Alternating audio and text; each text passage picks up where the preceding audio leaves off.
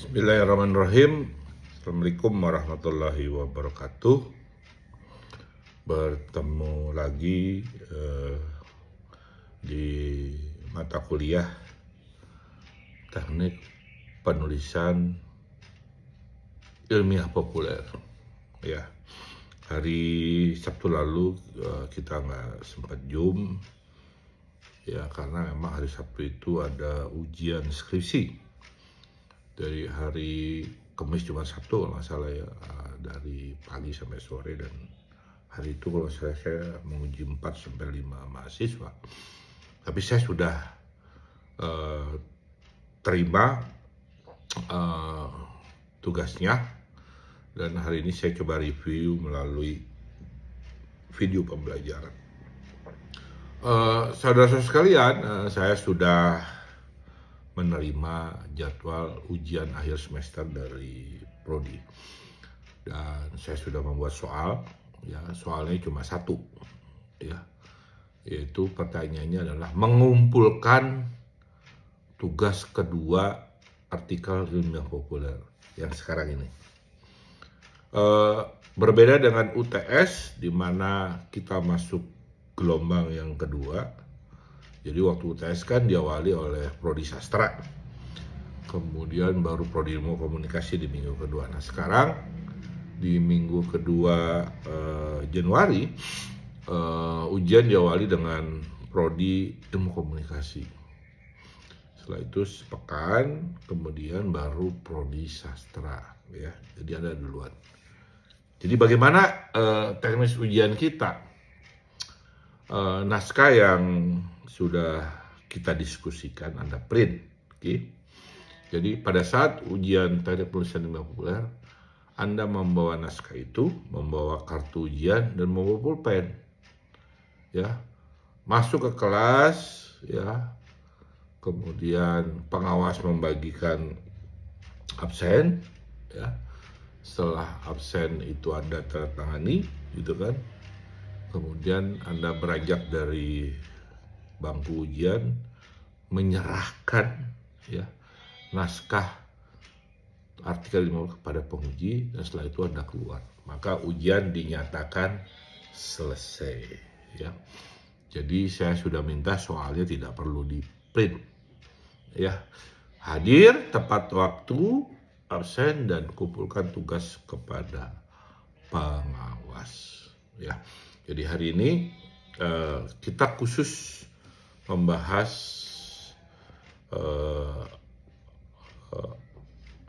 tulisan Anda, outline Anda ini kira-kira sudah oke atau sudah layak untuk diteruskan sebagai tulisan yang lengkap. Ya, tetap saja saya meminta struktur penulisan artikel ilmiah populer itu menjadi 3. Pertama ada prolog, pendahuluan, ya 2 sampai 3 paragraf. Kemudian masuk ke pembahasan dari outline Anda, ya.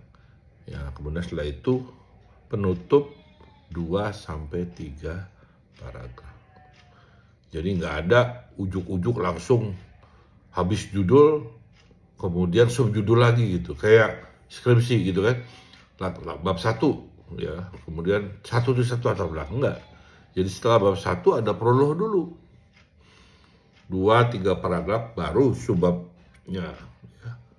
2-3-4 subbabnya, terus sampai selesai. Itu ya strukturnya supaya seragam dan nggak lari-lari. Kita coba lihat tulisan Aditya Permana. Nah ini representasi hiburan di area digital, fenomena Netflix. Nah ini kan cocok nih, ya. Ya, cocok dengan apa namanya konsentrasi Anda yang broadcast gitu ya, penyiaran ya. Nah ini udah cocok, sekarang tinggal bagaimana Anda. Nah ini juga sudah ada data, angka, ada tabel, ya. Saya sih setuju dengan tulisan ini, ya. Tulisan ini, ya. Tinggal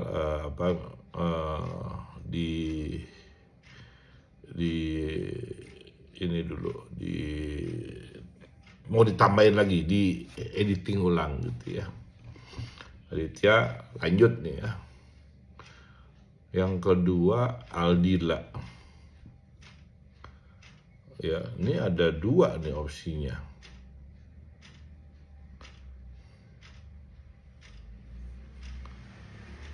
Ya.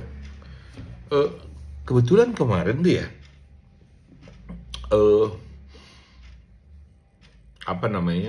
saya menguji banyak anak penyiaran. Ada film Miracle ya, yang diperankan oleh siapa sih itu yang Miracle itu ya. Dia bahas soal analisis pesan moral film itu. Kemudian ada film tentang pesantren, dia bahas tentang mitos-mitosnya, mitos-mitos simbol-simbol agama Islam. Nah, kemudian ada lagi film apa gitu tentang analisis makian berdasarkan sosiolinguistik. Keren gitu. Itu kan ilmiah banget gitu loh ya. Misalnya analisis dan pengaruh serial film Gadis Kretek. Nah, mau dilihat apanya? Kan gitu kan? Ya kalau kita bicara semiotika, ada pesan moral, ada kekerasan, ada verbalisme. Kan bisa gitu kan? Ya. Walaupun mungkin tidak sedetail skripsi ya, harus skillnya dibahas. Tapi secara umum Anda udah ngerti gitu loh, bahwa di dalam film itu ada yang namanya simbol, ada namanya pesan moral, ada kekerasan, macam-macam deh itu. Nah, kalau Anda pengen membahas tentang Gadis Kreteknya, kira-kira mau lihat apa ya? Bahkan yang satu lagi kemarin itu membahas tentang sosiolinguistik, percakapannya yang dibahas. Ya, sosiolinguistik tentang makian. Tuh. Nah, itu kan sesuatu yang unik menurut saya itu. Itu ilmiah gitu loh. Dan bisa juga disebut secara vulgar. Nah, saya sih terserah Adila mau ngambil. Kalau misalnya Gadis Kretek menurut tadi analisisnya kekerasan, verbal, Anda lebih paham tuh soal penyiaran lah. Kalau misalnya personal branding melalui YouTube nih kan kayaknya bukan ilmu kalian nih. Karena rata-rata penyiaran tuh skripsi soal itu tuh. Yang saya uji kemarin 3-3-nya soal film gitu kan. Bukan di YouTube ya. Ini Aldila ya, itu pikiran saya. Saudara Citra. Apa? Aero Street itu apa? Strategi Aero Street dalam meningkatkan kualitas konsumen melalui media Instagram. Ya. Memang sih kemarin ada yang sempat bertanya ke saya, Pak, TRMB itu kan media baru gitu ya. Ya oke lah, kan persepsi saya TRMB itu kan lebih kuatnya ke penyiaran dan broadcast. Ya, kalau Anda ingin menganggap tentang sosial media itu menjadi kajian Anda, ya nggak apa-apa. Tapi kan kalau kita bicara kajiannya juga nggak mendalam, buat apa gitu ya. Ya, analisis strategi harus saya juga nggak tahu nih. Ini juga cuma 3 lagi itunya ya apa. Coba deh kamu dalami lagi, lebih spesifik lagi. Ya, harus itu saya juga nggak tahu apa. Gimana kualitas konsumen melalui media Instagram ya. Itu harus wawancara juga itu kalau melihat judul begitu. Jadi saya memang kalau kajian-kajian sosial media itu saya tidak terlalu banyak paham gitu ya. Kecuali pendekatannya kuantitatif ya. Saya malah mengarahkan kepada Anda lebih kepada persoalan broadcast, karena itu yang kental di penyiaran itu menurut saya sih di broadcast. Kemarin ada nanya saya, Pak, udahlah kamu cari yang kayak gitu-gitu tuh, lebih gampang.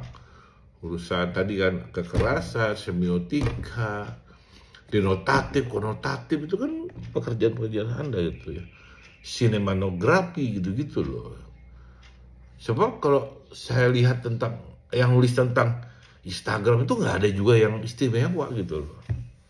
Jadi disebut ilmiah juga enggak gitu. Tapi kalau udah hal-hal yang terkait dengan teknikal penyiaran, saya pastikan itu ilmiah karena ya, dia bersifat khusus. Sementara yang Instagram, YouTube, TikTok gitu-gitu aja gitu loh ya. Ya. Kecuali Anda ingin melihat analisis kontennya ya. Instagram dari kontennya, dari feednya, dari apanya kan boleh lah gitu. Ya Citra ini saya minta belum ini ya, masih kok saya masih belum serp ya. Ini sama juga nih, media sosial sebagai platform penyiaran alternatif. Gini loh, kenapa sih kalian hanya ngomong media sosial nggak spesifik gitu loh? Ya. Sementara kan saya sering mengatakan, sorry ya, kajian dari ilmiah populer itu kan kajiannya jujur lebih kepada keilmuan. Jadi yang nulis itu harusnya orang yang ahli di bidangnya. Beda dengan opini mas siapa aja boleh gitu loh. Kalau Anda merasa ahli di bidangnya tentang soal sosial media gitu ya silakan aja gitu.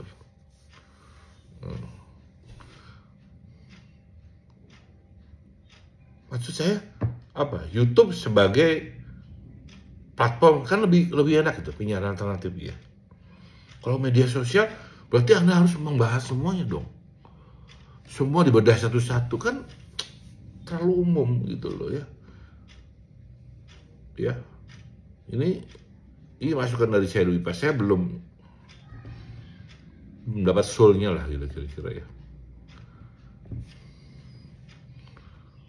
Gufron Jaki.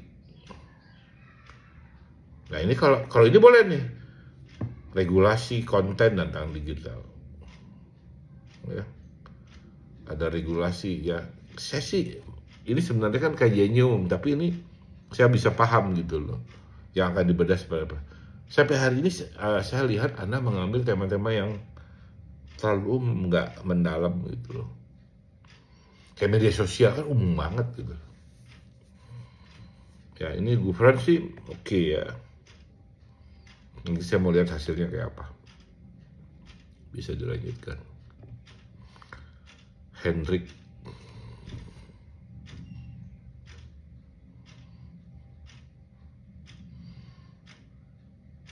Era baru penyiaran, transformasi digital dalam dunia siaran. Oke, ditulis. Saya pengen tahu nanti. Ini juga sama kan temanya umum gitu ya. Ke arahnya kira-kira kemana dia. Bisa nggak spesifik? Televisi di tengah badai digital bertahan. Boleh televisi ya. Nanti saya mau lihat arahnya kayak apa nih. Ya, si Noval ya. Boleh.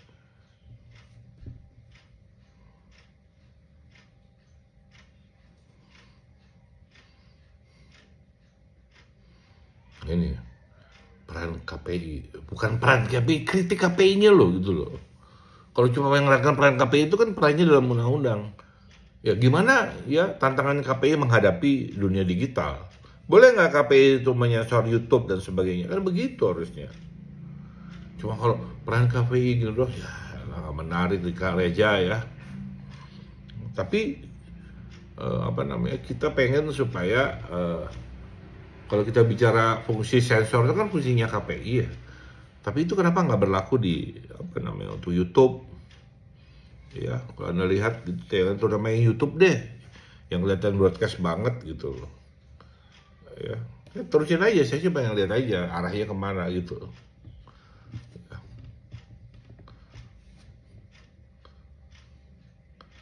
Apalagi nih Nadira, udahlah peran komunikasi dalam kehidupan sosial. Aduh.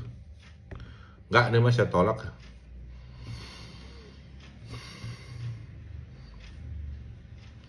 Fenomena podcast YouTuber terhadap konten tadi namanya. Oke, boleh, silakan nanti. Ya, juga ini kan temanya umum gitu, boleh, nggak apa-apa. Sakila. Dari analog menuju digital, boleh. Ini kalian banget gitu.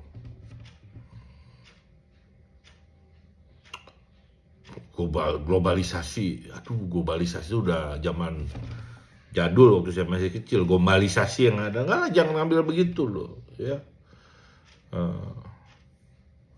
Konten penyiaran lokal itu mau apa? Konten penyiaran lokal saya setuju, tapi nggak usah terkaitkan dengan globalisasi.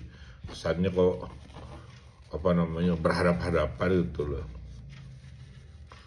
Ya, Anda pertanyakan konten penyiaran ini, kalau setuju saya ya. Di tengah persaingan digital seperti itu, lebih daripada pengaruh globalisasi gitu. Terlalu kayaknya apa banget gitu loh. Hiperbola gitu judulnya ya. Kia.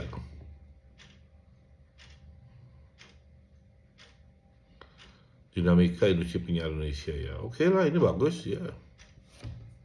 Kita lihat nanti ya. Ya, semuanya udah. Nah, jadi saya melihat tema-tema Anda umum, penyiaran secara keseluruhan, sosial media secara keseluruhan ya. Enggak yang lebih kasuistis gitu ya. Ya nggak apa-apa juga, itu kan pilihan. Gini, saya makasih tahu kalau tema-temanya umum, pembahasannya pasti dangkal. Tapi kalau temanya spesifik, pembahasannya pasti lebih kritis dan dalam. Itu kira-kira ya. Ya karena umum semuanya kan pengen dibahas gitu loh. Ya, nggak satu case gitu loh. Sementara publik kan senangnya dengan hal-hal yang spesifik. Ya. Yang mudah dimengerti gitu, tidak terlalu konseptual. Tapi ini kan pilihan ya. Itu aja. Kalau Anda memilih tema yang umum, pasti kayak cuma media sosial, pengaruh pilih. Sementara kita lihat TikTok aja dengan YouTube aja udah beda gitu, Instagram. Kok Anda mau samakan pengaruh sosial media? Kenapa nggak Anda kaji TikToknya misalnya dalam konteks konten dan sebagainya gitu. Ya itu kan, saya kan kemarin sekali lagi menguji KKK tingkat Anda tuh pembahasan itu. Film, ya dikaji scene-nya dari konteks pesan moral. Ada kan? Film Miracle, terus film Pesantren yang dikaji tentang simbol-simbol agamanya. Kemudian film yang isinya maki-maki terus diambil dengan sosial. Kan gitu tuh. Asik kan? Ya kan? Itu kan menurut saya keren daripada Anda nggak membahas semua film di Indonesia. Ya. Enggak, tadi Garis Kretek. Nah, itu Garis Kretek itu kan lagi ngetop tuh. Apa film lain? Coba Anda kaji tadi ya. Apa dari kaset sinematiknya. Ya. Tadi sosiolinguistiknya. Itu kan ilmu kalian, saya mah nggak ngerti gitu. Buktinya kan tingkat-tingkatnya jago-jago tuh bikin-bikin itu. Anak representasi moral tuh, keren banget. Representasi moral. Ya apa pesan kekerasan dalam film gitu loh. Film nih biasanya. Ya. Tapi kalau yang TV ternyata kuantitatif. Pengaruh terhadap tayangan gitu-gitu ya. Kalau yang kualitatif kebanyakan sih kaitannya dengan film gitu ya. Nah itu ya, Pak, bukan saya ngerti Anda jurusannya media baru, media sosial, tapi judul media sosial kalian tuh nggak spesifik gitu loh, yang nggak menukik, nggak dalam gitu loh. Bahkan ada beberapa temen yang saya udah kasih contoh tuh, genre gitu, sinematografi, saya kasih tahu loh gitu loh. Saya ulangi sekali lagi ya. Tulisan ilmiah populer itu pada umumnya ditulis oleh para ahlinya. Ya, para ahlinya, tapi dia mencoba membuat bahasanya lebih sederhana karena ini bukan untuk jurnal tapi untuk masyarakat umum. Nah, asumsi saya, Anda ini kan orang penyiaran dan media baru, Anda ahli di bidang itu. Sudahlah Anda tulis saja, jangan ngomongin yang lain-lain. Tulis tentang dunia Anda sendiri. Dunia yang Anda pelajari dari Senin sampai Sabtu. Tema-tema itu. Tentang penyiaran, kalaupun ada media baru, saya mintanya lebih spesifik. Ya, karena saya taunya kan Anda penyiaran nih, ya broadcast yang lebih kuat. Broadcast digitalnya lebih kuat gitu loh, ketimbang media barunya. Ya, yang saya lihat gitu ya. Nah, itu aja gitu loh. Jadi saya sebenarnya membantu Anda untuk mengatasi kesulitan. Ngapain Anda nulis sesuatu yang nggak Anda kuasai? Apalagi ini kan spesifik ilmiah populer. Lebih baik Anda tulis terkait dengan ilmu yang Anda pelajari day to day. Ya. Seperti misalnya saya kan pernah kasih contoh perdebatan soal angin tidak ber-KTP, ya kan? Anda bisa nulis kan tentang angin tidak ber-KTP yang dikatakan Anies Baswedan? Nggak bisa. Udah, ahli apa? Pencemaran udara deh, hidrologi, coba nulis. Bener nggak angin itu memberikan kontribusi terhadap pencemaran? Kan enak gitu loh. Ya. Yang nulis ahlinya, kita baca juga percaya. Ya. Yang nulis ahli penyiaran, ya kan? Yang punya anak penyiaran memang dia kan belajar itu semua. Lah kalau Anda nulis tema yang lain yang nggak ada kuasai, ya Anda belum tentu nggak dipercaya gitu loh. Ya, ini tolong dipahami. Yang penting gitu loh. Ya. Ini ilmiah populer bukan opini. Kan saya ngajar juga di jurnalistik, tulisan opini mah lebih bebas. Temanya mau apa aja boleh.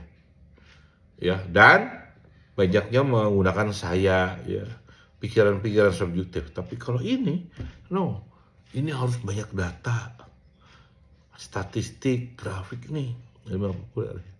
Tapi yang tidak menyulitkan orang, karena ini untuk populer itu untuk mudah dipahami oleh pembaca. Tukang baca tuh ngerti gitu loh, garis kretek tuh apa, ya, karena Anda sudah buat bahasanya sederhana sehingga mudah dimengerti. Ya, baik, itu saja untuk kalian. Ya, saya tunggu ya naskahnya lengkap hari Sabtu ini, gitu kan? Jadi sekali lagi saya review, Anda sempurnakan, kumpulin pada saat ujian akhir nanti. Ya, terima kasih. Selamat tahun baru. Semoga tahun ini lebih baik daripada tahun yang lalu. Terima kasih. Wabillahi taufiq hidayah. Assalamualaikum warahmatullahi wabarakatuh.